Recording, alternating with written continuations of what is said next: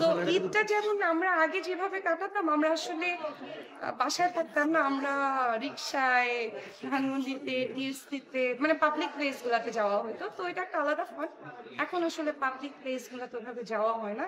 দিয়েছে এরকম কোনো স্মৃতি আছে কি? না, ঈদে তো সালামি দিতেই হয়, ছোট ভাই বোনরা আছে না পরিচিত, ওটা দিতে হয়, ওটা তো দেয়াই। সালামি পেয়েছে কি না এখনো? না রে ভাই, সালামি পড়ানো চলে বয়স চলে গেছে।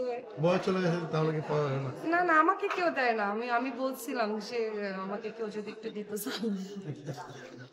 আপু, ঈদকে কেন্দ্র করে মজার কোনো স্মৃতি আছে? ঈদ তো খুবই যেটা খুব মিস করে ঈদ আসলে। ঈদ আসলে মিস করি কি, এই যে ও আমার 19 বছর আগের ফ্রেন্ড, ওরা অনেক পুরানো ফ্রেন্ড। আর আমাদের যেটা আছে দা শো স্টপার, ওটা কিন্তু চেয়ারম্যানও প্রেসিডেন্ট, আমি সেক্রেটারি। সো আমরা দুজন মিলে প্ল্যান করে আমাদের আসলে নারী উদ্যোক্তা নিয়ে কাজ করা। সো ঈদটা যেমন আমরা আগে যেভাবে কাটাতাম, আমরা আসলে বাসায় থাকতাম না, আমরা রিক্সায়, ধানমন্ডিতে, টিএসসিতে, মানে পাবলিক প্লেস গুলাতে যাওয়া হতো। তো এটা একটা আলাদা ফান। এখন আসলে পাবলিক প্লেস গুলাতে ওইভাবে যাওয়া হয় না, এটা খুব মিস। যেহেতু বলছেন নারী উদ্যোক্তা, সেখানে হচ্ছে যে সকল নারীদেরকে নতুন কোনো মেসেজ দিবেন কেন?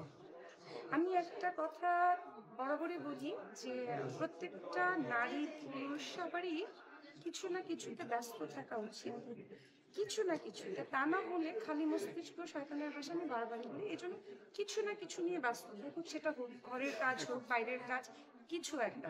তো এমন কিছু না যেটাতে আবার বারবার খালি আমাকে আমি কোন এই যে নিজেই বলে নিজেই বলে। আচ্ছা আপু, আপনার মাথায় কিভাবে আসলো যে অহনা রহমানকে আপনি নারী উদ্যোক্তা করবেন? এটা আপনার মাথায় আমি শাহিদা বলছি। আসলে না, আসলে আমরা তো অনেক ছোটবেলার বন্ধু। তো আমরা একটা সময় পরে তো যার যার সেক্টরে, ও অভিনয় সেক্টরে, আমি বিজনেস সেক্টরে আলাদা হয়ে যাওয়ার পরে, তারপর অনেক লং টাইম যাওয়ার পরে অহনা ইন্টারেস্টেড ছিল বিজনেসের ব্যাপারে। তখন আমি বললাম ওকে। আর আমরা আসলে এত বন্ধু প্রিয়, আমাদের পুরো টিমটাই হচ্ছে প্রায় 20 বছর আগের বন্ধু।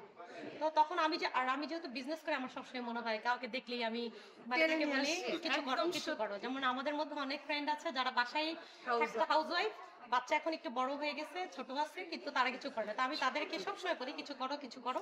আমি ওনাকে বললাম যে কেননা আমরা 20 বছরের বন্ধু, আমরা পুরো এই 20 বছরের পুরনো বন্ধুর টিম দিয়েই কেন আমরা কাজ শুরু করি। এক একজনের এক এক সেক্টরে বেশ মেধা আছে।